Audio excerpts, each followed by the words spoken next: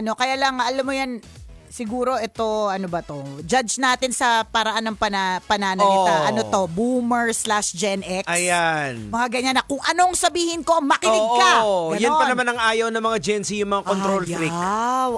Ayaw talaga nila yun. Ayaw talaga nila na kinokontrol sila, na hindi sila yung magde-decide, diba? Yung mga ganon. Saka may style sila na hindi talaga natin maintindihan eh. Totoo. Totoo, diba? Tsaka may mga ano sila, may mga, for example, ito lang yung na-notice ko sa mga iba. Ako kasi, parang pag nag-post ako, parang basic sa feed. Kunyari Instagram. Feed post siya. So, ibig sabihin, nandoon siya. Ganon. Lalo na kung tingin ko maganda yung content, ganyan.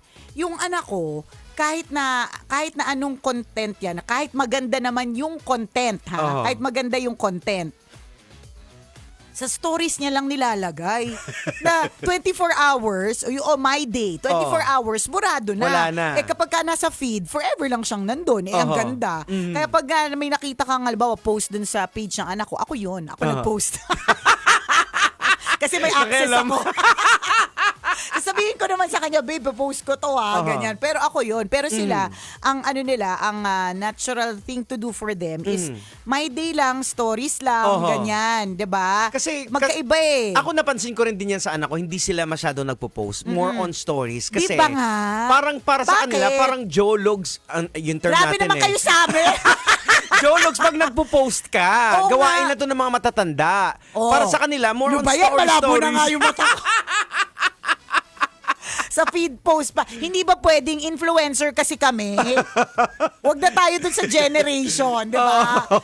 Parang, so in other words, kaya natin pinag-uusapan, kasi nga, magkakaiba na nga yung mga generations. Hindi, ako nakikita ko they're trying to separate themselves sa atin eh. Kung ang ginagawa ng mga medyo may edad na nandito, lumalayo sila. Wag yan kasi ang pangit ng ginagawa kung nila. Kung ang ugali ng mga nanay nila, yung nagpo-post, ay wag tayo dyan, nandyan sila, dito tayo, stories tayo.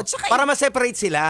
Maybe. Tsaka iba na din kasi talaga yung mga preference, ganon. So dun sa nag-PM sa atin, gets naman natin na oo, ikaw yung tagabayad, pero syempre yung anak mo ay may sarili na ring identity. Tama. Kaya kung ako po ay magbibigay ng advice dun sa mga parents na may mga anak na maliliit pa, naku, ipasuot nyo na lahat ng mga gusto nyong ipasuot dyan habang hindi pa sila nagre-reklamo. Correct. Diba? Lahat ng mga makakating tutu, lahat ng mga malalaking pang Cinderella, o kaya lahat ng mga porma-pormang kakaiba, lahat na, okay, tas ayan, pasalihin mo sa lahat. Halloween, Easter, na ikaw yung nag-decide kung anong isusuot. Correct, Kasi dadating yung panahon, katulad nito problema ng isang magulang na to, 'di ba?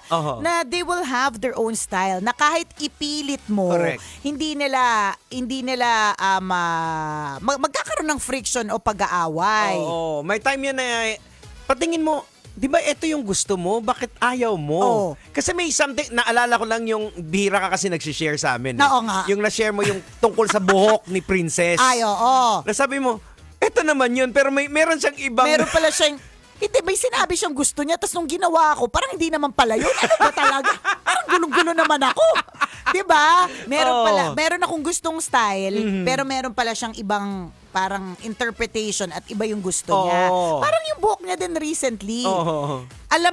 Kasi buhaghag siya, diba? So, treatment yung hair. So, ang ganda naman talaga, super. Para sa akin, super ganda talaga. Pero siya, biglang sabi niya, ayaw niya daw ng sobrang straight.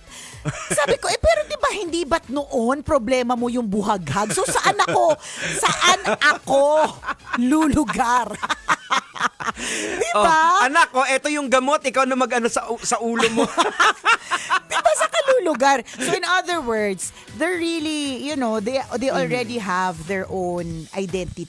Lalo na kapag ka nagdadalaga o nagbibinata.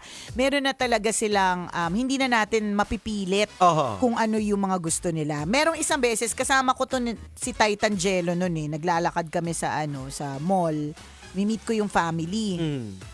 Tapos may lumalapit sa akin na nagjo-joke. Lagi kasi nagjo-joke yung anak ko, si Princess, na oh my God, it's Nicole Ayala. Can I have a picture? Kasi nangyayari, lagi nila nakikita yon kapag may mga tambalanisa tayong nami-meet sa mall, ganyan.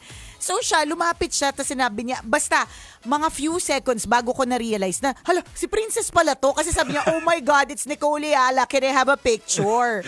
Bago ko na-realize na, hala, si Princess to. Alam mo kung bakit? Bakit? Okay, yung suot niya, ha, sabi ko, babe, ano ka ba? Shibuli ka na ba o hip-hop? Naguluhan ako sa forma mo. Kasi sobrang oversized nung shirt. Laki-laki ng t-shirt. Tas sobrang baggy ng shorts. Bakit ka pa nagtataka? Mana sa tatay. Pormahan ng tatay yun. Sa bagay.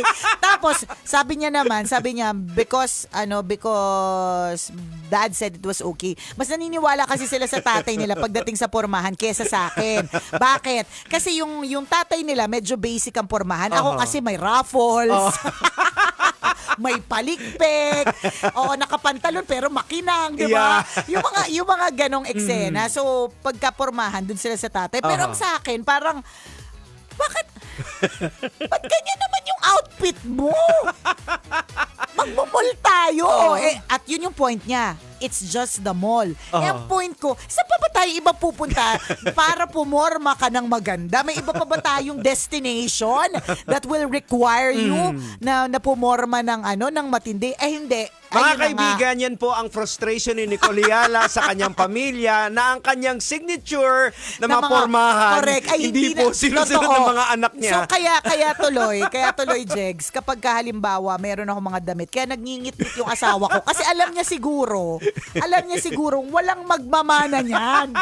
Diba? Kaya alam mo, nag-yes lang yung asawa ko sa isang damit na bibilhin ko kung alam niyang gusto din ni Princess. Kasi pwedeng manahin. Pero otherwise, yung mga makakate, yung mga makakapal, yung mga makukulay, ayaw nila. Naramdaman niyo po yung mga diin? May galit po ba? Meron po ba? Naglalabas po ba ng frustration? Ako ba yung nag-PM na tambalanista? Ako ba yung nag-PM? Bakit parang ako yung parang ako yung very passionate tungkol dito. Pero totoo yan iba yung POV na magulang. Kahit ako minsan sinasabihan ko yung anak ko lalaki. Sabi ko, alam mo boss, mas maganda yung forma, medyo you fit. Kasi tumatangkad ka, lalo, naka-highlight yung I would say, tas mag-skinny ka. Oo, sabi ko na-highlight, parang taong-tao ka na. Oo. Hindi, trip nila yung mga loose yung mga malalaking Kaya nga Pero actually, pormahan din natin yan dati. Mga 90s. Sabagay. Diba? Baggy tapos binabalik nila. Dati nga, may sinabihan din ako ganyan na parang ka-age din ng anak mo. Tapos sabi ko sa kanya, alam mo dahil matangkad ka, parang bagay sa yung mga pormahang John Lloyd. Tapos sabi niya sa akin, sino po si John Lloyd? Nakakaloka yung sino po si John Lloyd?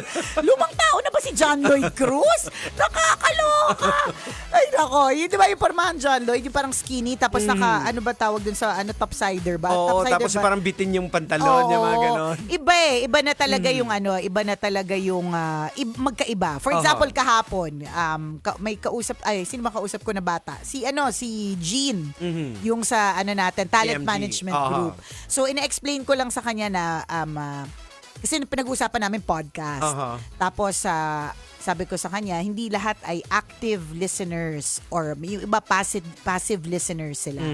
Ang term na ginamit niya, sabi niya, parang yung friend ko, white noise. Ay, taray sa white noise. White noise. So ako, ang terminology ko is passive listening. Ibig sabihin, background lang siya. So white noise.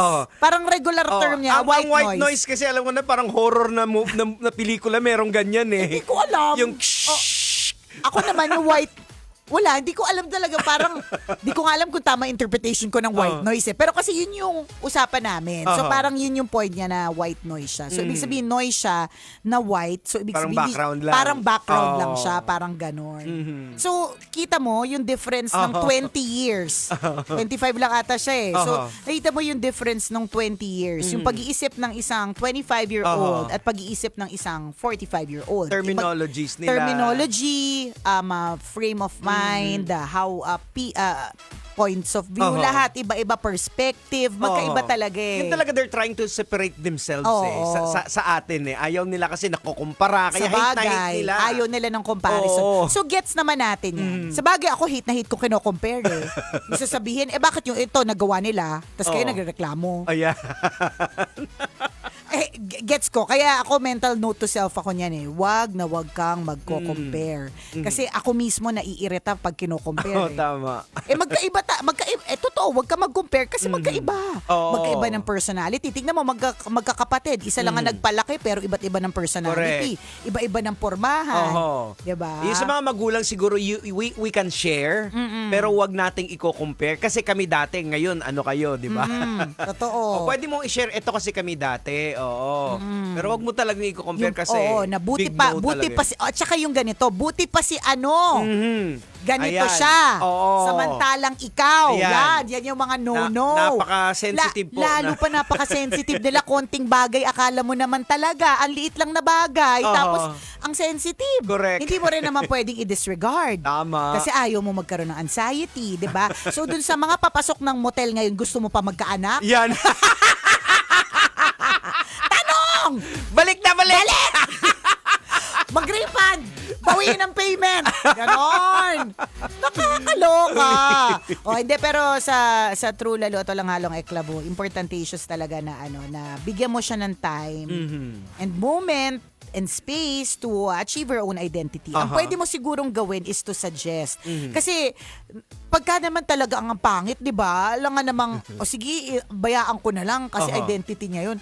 Ako medyo magsasabi pa rin ako, medyo Correct. pangit eh. Baka naman pwedeng mag-meet halfway. Oo, yun. Kasi totoo naman, ako naman yung bibili ng damit. 'Di ba? So, baka naman merong halfway tayo na pwede tayong mag-meet halfway na na-achieve mo to, pero at the same time, na-achieve ko rin to. Correct. Yung ganun ba? Hindi, Pwede naman pag-usapan, feeling ko. Aminin na rin din natin na yung fashion statement kasi ng mga kabataan ngayon, the more the weird, parang doon sila eh. Or the more casual it is.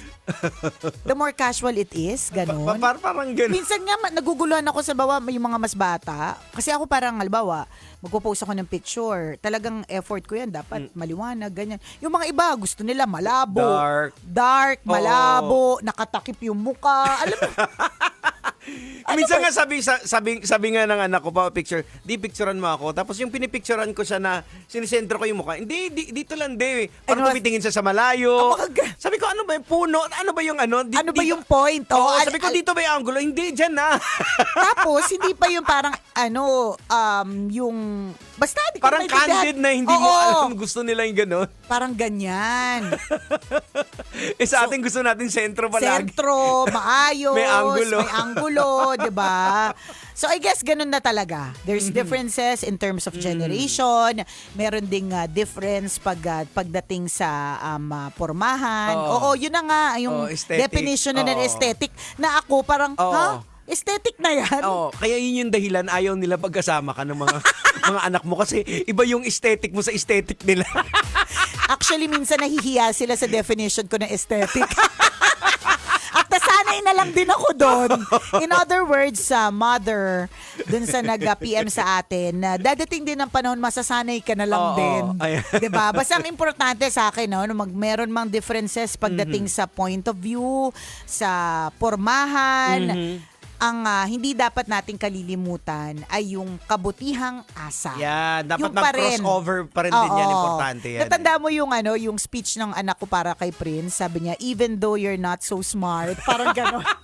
Ang point niya kasi, lagi, yung speech niya yun nung birthday eh. Parang even if you're not so kami smart. na sa gilid kami. Basta you're kind. Parang gano'n. That's enough. Kasi yun yung lagi kong sinasabi. Kahit hindi na ikaw yung smartest, bonus na lang lahat yan. Kahit hindi na ikaw yung pinaka-talented, basta ang importante, mabait ka. Hindi ko mabalitaan na nang bully ka, nang happy ka, o may ginawa ka masama. Pero iba din yung nila, yung definition ng smart. Iba din nga yung interpretation niya.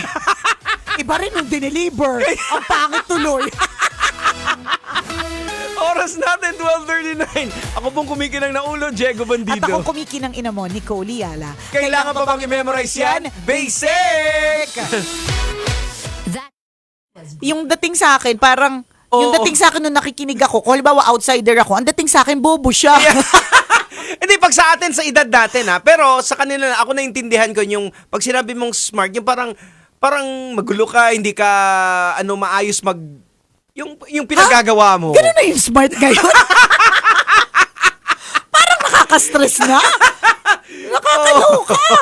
Oh, well, anyways, so see, magkakaiba. Yung parang pasaway ka, parang gano'n, parang stupid na pasaway, parang gano'n. Tsaka sa kanila sometimes, siguro dahil exposed na sila sa mga words na stupid, ganyan. Silly, yan. Oo, minsan, pag dineliver nila, baka naman hindi dun sa... Kasi tayo, dahil lumaki tayo dun sa mundo na bawal sabihin ng salitang gago or tanga. Kasi masakit talaga yun.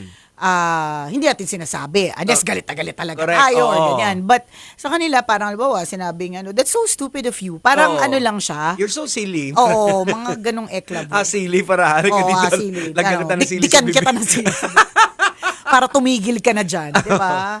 Oh well, ganun talaga. Iba-iba po talaga tayo ng mga ng mga ganap-ganap sa buhay. Tama. Basang mahalaga manatiling mabait. Correct. Sa gitna ng lahat. Tama. Yun. Ha? Alright. O siya, salamat. Mamaya uli. Mamaya ulit ha. Medyo mataas yung ko, alta presyon.